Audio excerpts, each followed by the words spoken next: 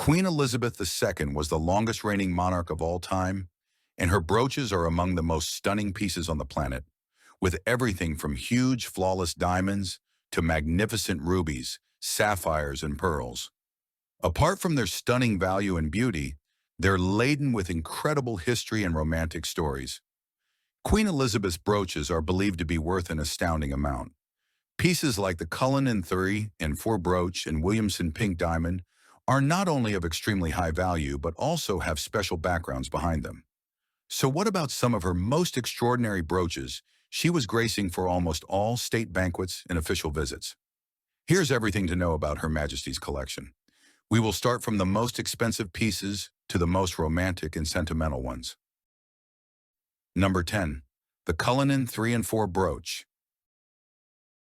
All of the Queen's brooches are not just beautiful pieces of jewelry, but also hold immense historical significance, representing important moments in her life and reign.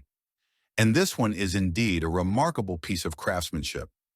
The Cullinan III and IV brooch, with an estimated price of $50 million, is made of the third and fourth largest stones cut from the famous Cullinan diamond. The jaw-dropping 3,100 6-carat uncut diamond was presented to King Edward VII in 1907, and it was cut by Joseph Asher in Amsterdam the next year.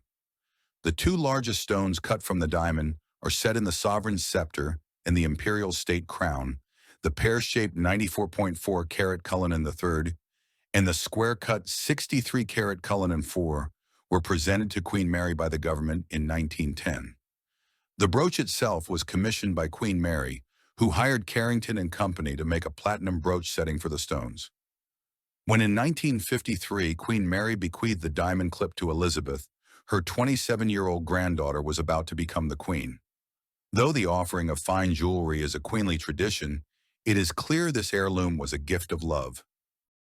Number 9. Williamson Diamond Brooch. The Williamson Diamond Brooch features one of the rarest flawless pink diamonds in the world and takes its origin from Tanzania, where Canadian geologist John Thoburn Williamson found the uncut 54.5-carat pink diamond that was given to Princess Elizabeth and Prince Philip as a wedding gift. In 1953, the rough gem was cut and polished to a weight of 23.6 carats and used to feature in this platinum brooch by Cartier alongside another 203 white diamonds, including brilliants, marquises, and baguettes. The pink diamond became the main feature of a brooch designed by Frederick Mew of Cartier, forming the center of a flower with 5 petals. Most notably, Her Majesty wore the brooch for the 1981 wedding of Prince Charles to Princess Diana, and in 1999, she chose it for the wedding of her youngest son, the Earl of Wessex, and Sophie Rhys-Jones. In 2022, the brooch value was estimated at staggering $33.9 million. Number 8. Queen Victoria's Diamond Fringe Brooch. As stated in its name, the fringe brooch features a large, brilliant cut stone, along with incredible diamond fringes. Its diamonds come from an ornament piece given to Queen Victoria by Ottoman Sultan Abdülmecid I of Turkey.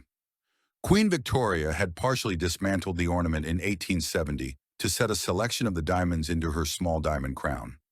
The remains included a large emerald-cut diamond, surrounded by 12 large brilliants, suspending 9 graduated pampils, which were used to make the brooch. Its centerpiece, a large Asher-cut diamond, was detachable and could be worn separately, showcasing the brooch's versatility. The piece was a favorite of the Queen Mother, who bequeathed it to her daughter, Queen Elizabeth.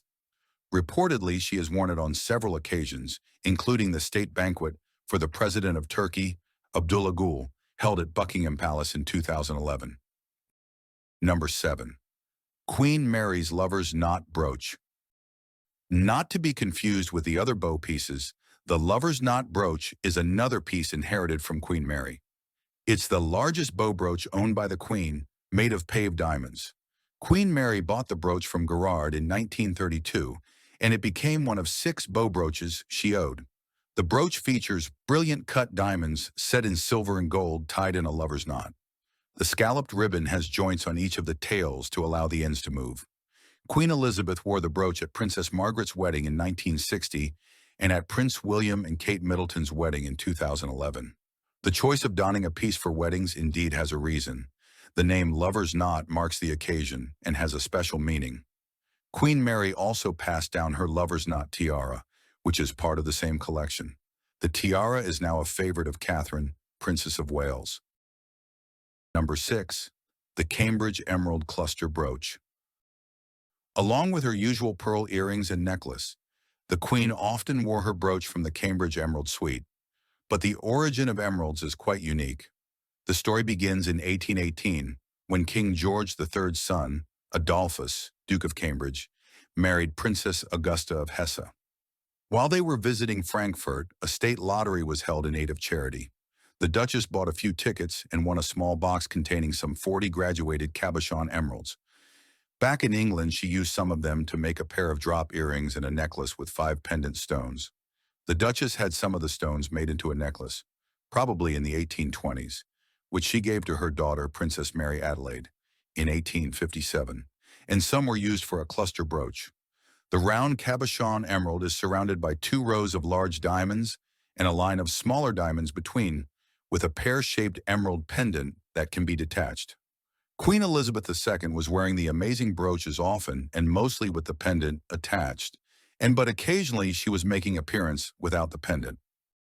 Number 5. The Queen Mother's Cartier Lily Brooch. In 1939, Cartier London created this magnificent diamond lily brooch for Queen Mother, often called a foot-long brooch. But in fact, the piece measures under 7 inches long, which is still giant for a brooch. The shining piece is designed in the form of a stem of lilies, with 2 open flowers, claw and pave set with brilliance, and with 6 pear-shaped stones forming buds, 1 flower and 1 bud adjustable.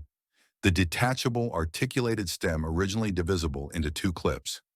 6 diamond drops and 197 brilliants from the royal collection were used to create the brooch, with Cartier supplying an additional 52 brilliants. Like all her jewels, the Cartier Lily brooch was inherited by the late Queen, who first wore it with Queen Alexandra's Kokoshnik tiara and her South African diamond suite for a banquet in 2010. Because of its size, Queen Elizabeth II didn't wear it often, but when she did, it was indeed a magnificent one. Number 4. The Scarab Brooch. There's no denying that one of the late monarch's most symbolic and favorite pieces was her Scarab Brooch, which Prince Philip gifted to her in 1966.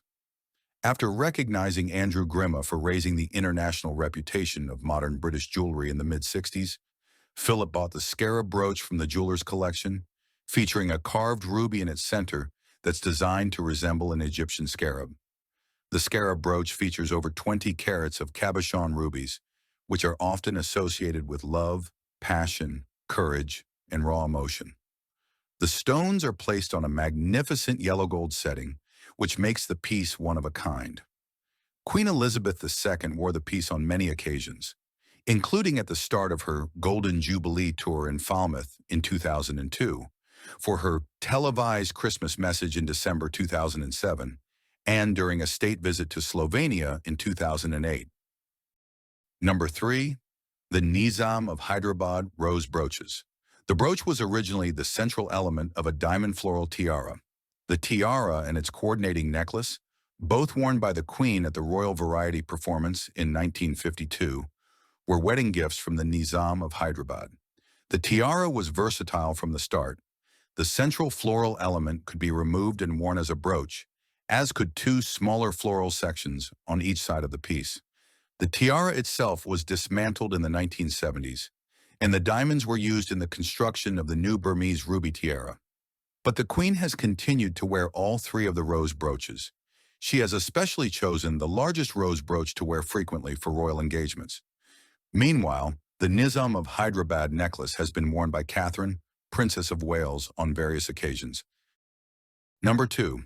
The Scallop-shell Brooch.